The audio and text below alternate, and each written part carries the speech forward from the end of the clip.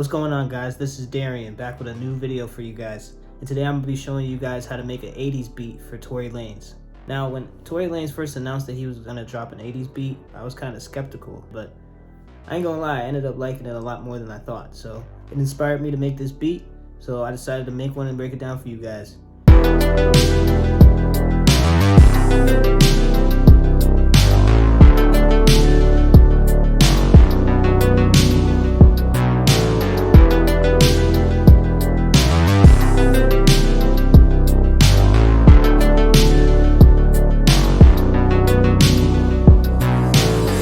For this beat, I was going for more of a synthy R&B-ish style type of 80s beat. So let me show you guys what I did. So the first thing I started with were these pads. I got this sound out of a 80s one-shot kit that I downloaded. And I'm not a music theory guy. I can't explain music theory, but you know, I just sort of play it by ear, and this is what I ended up with.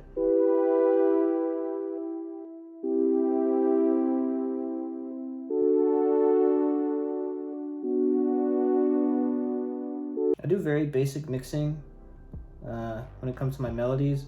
All I really added was an EQ to get rid of some of the low end, and just really a reverb. But most of it was pretty much, it sounded good already, so I didn't really have to do too much to it. Next thing I added were these like ambient keys that I got from Analog Lab. Analog Lab is the best preset, the best VST that you can get. You know, if you don't have anything else, get Analog Lab. I bounced all of my Analog Lab sounds out as a WAV file just to make things easier for myself. So this was what the ambient keys sounded like.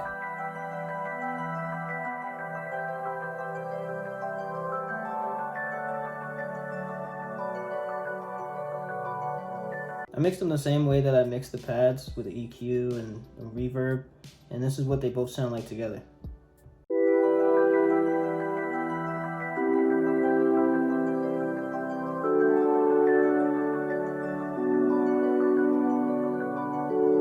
The next thing I added was this Pluck from the same 80s kit that I have, just to make it a little bit more catchy.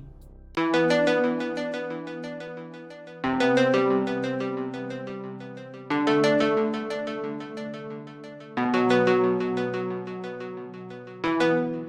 So what I did with that, EQ, reverb, but then I also put it in a separate mixer track and added a delay. That way to give it a little bit of an echo effect. So then the next thing I added was this sub bass, and it sounds like this.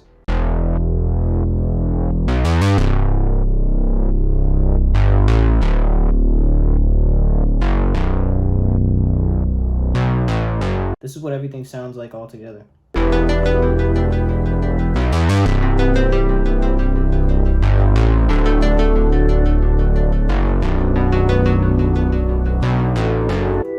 The next thing is the drums, and you can't make an 80s beat without some 80s style drums, or it doesn't sound authentic. So first thing I added was just a simple kick.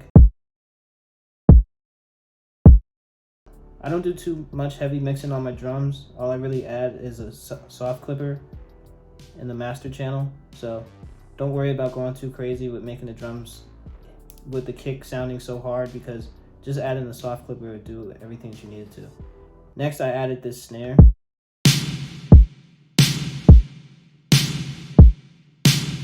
And the snare already sounded pretty good, but I still added a reverb on it just to make it sound a lot fuller. I also threw in this open hat that plays in every other kick. I don't know, sort of keep it from being too repetitive. And I have the hi-hats.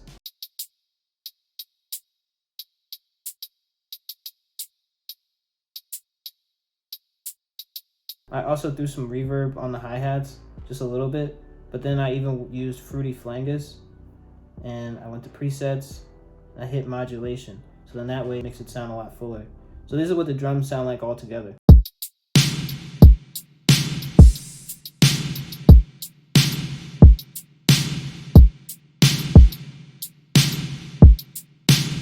Very simple. Don't want to go too crazy because you want to give the artist a lot of room to do what they do. So don't want to make it way too complicated.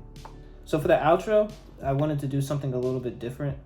I thought it would be kind of cool to add sort of like a synthesizer.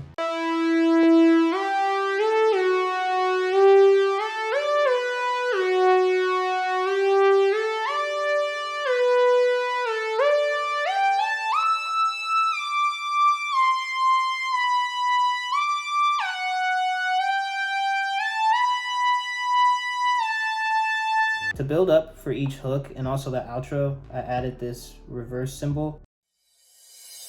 And then also for every 80s beat, you have to have fills in it. You have to have those old school tom fills. So to add for the build up, this is what I did. So now that I showed you the beat, let me show you what everything sounds like all together.